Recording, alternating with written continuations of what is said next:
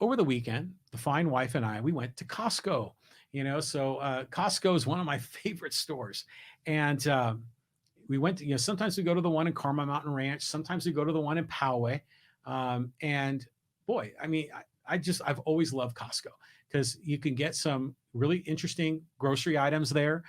Sometimes you can get like some meals that are very interesting. They're very good to kind of complement some of your other meals in the house. There's all kinds of home goods there that are wonderful and inexpensive, and all kinds of toiletries and dog food. And it's just a great place. And the prices are really competitive and it's just wonderful. Well, have you ever noticed when you're in Costco how cheap the clothing is? And I don't mean cheap like bad quality, I mean inexpensive. The clothing there is unbelievably inexpensive. And I love their clothing. I mean, if you look through my closet, if you look in my drawers in my dresser, I'd say at least half of my clothes come from Costco. Socks, underwear, everything, because it's just easy. It's accessible. The quality is good. The price is very attractive. I mean, I can get a pair of jeans for 12 bucks. I mean, think about that. I mean, when I was in high school, I remember I used to go out and buy the Levi's 501s, with the button up fly, the straight leg, which was a great look back in the day. Back then, I think those jeans were like 20 bucks. Now they're like 50 bucks if you go into a Kohl's and you want to buy a Levi's brand name. But at Costco, you can get really good quality jeans for $12. You can get, it's just insane. The shirts, the jackets, the sweaters, it's unbelievably cheap. And you're thinking, in this world where college is so expensive, where healthcare is so expensive, where the cost of housing is so expensive, how in the hell can clothing be so inexpensive? It's even dramatically less expensive than it used to be 20 years ago. It's incredible, really. So I wanted to kind of break this down because it provides a really interesting compare and contrast with these other industries. So first of all, even though clothing has gotten a lot less expensive, did you know that of all the industries with tariffs, the clothing industry apparently has the highest percentage tariffs overall? Now, there might be a few exceptions, like steel might be a higher percentage, but apparel is one of, if not the highest percentage of tariffs on imports. So consider you're buying a pair of jeans from Costco for $9. How much are they buying them for? 5. Okay. And then they're buying them from a distributor, and the distributor imported them, probably paying 3, which had a dollar tariff. I'm making up numbers. So ultimately the cost of those goods was only 2. And I mean, and you kind of work your way back down to the factory floor in Bangladesh, where some of these things are being made. Now, in a lot of ways, this is really cool because not only are we getting product at a really low price, and frankly, a lot of the foreign made clothing is of really good quality. 20, 30 years ago, you wouldn't be able to say that, but today you can for sure.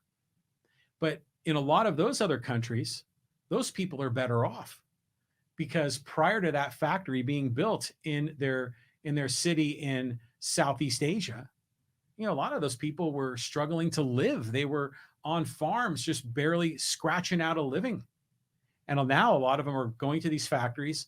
They're working, they're earning a higher income, they're developing skills, some of them going into management, and wealth is being created.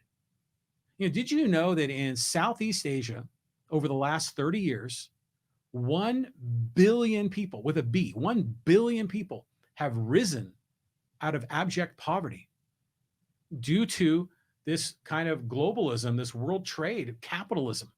As capitalism is growing in Southeast Asia, more people are getting wealthier. And it's not just in China, which we've seen China wealth explode, but it's also in India, and it's in Vietnam. And I mean, Sri Lanka, well, they're going through a bit of chaos right now, but a lot of other nations, as they've begun to embrace this and become trading partners with America and Europe, well, their lot in life has increased, which is wonderful. But even so, it is amazing to consider that while they're benefiting and doing far better than they used to, um, the product still comes to us and it's still so inexpensive.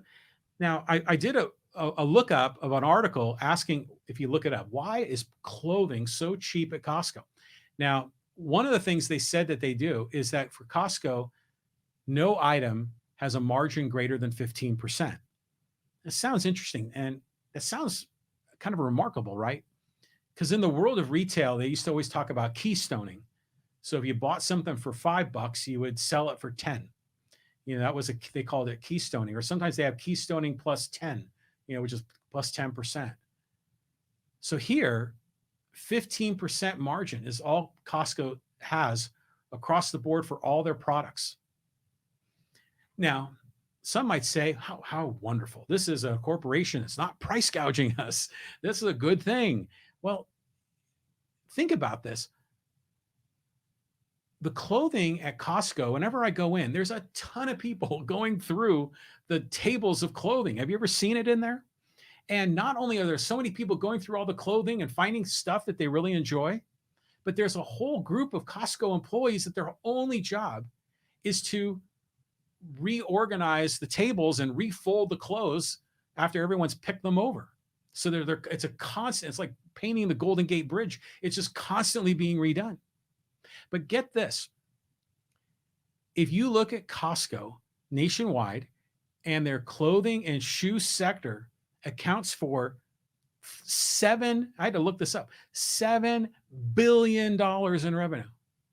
That's incredible. $7 billion in revenue. So, and if assuming it's 15%, so what would that be? That'd be, that'd be about $1 billion in profit. Am I doing that right?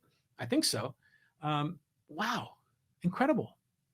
So now, what's the difference between the apparel that's being imported into America and college education? Well, obviously, there's a million differences, right? One is a product. College education is a service. One is coming from foreign businesses in Asia, Southeast Asia, and some of them are, and then college education is coming from administrators and professors here in the United States. There are a lot of differences. There's one big difference. The apparel industry is not subsidized.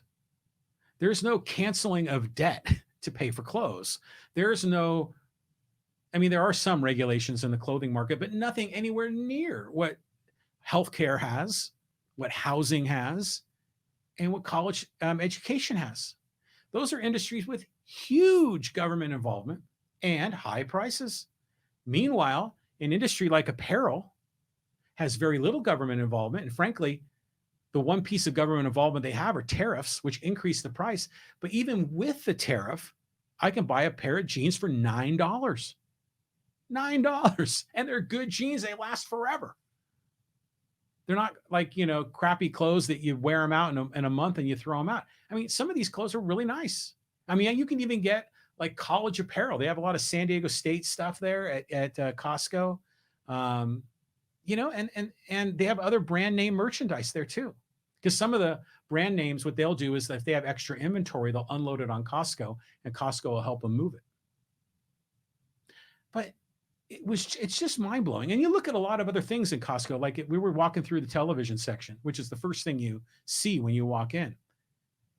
Think about that. Like in 2007, when we moved into this house, we bought a big screen TV. It was the first time we had bought a big screen TV.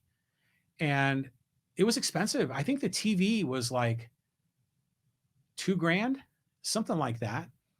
And amazing, the cost to install it was even more because those installers, there were only a few that knew how to do it. And there was a lot of demand and they were able to get a high price. Now the TVs are bigger, they're brighter, they're more, they're a more beautiful image. And now they're available for a few $100.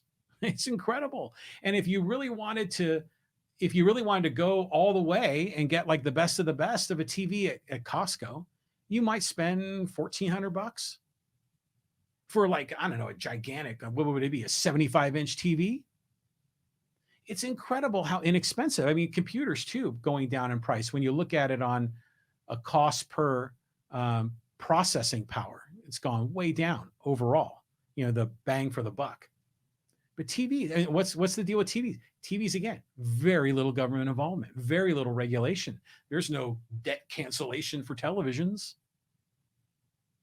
So to me, I look at this and I think to myself, well, that's why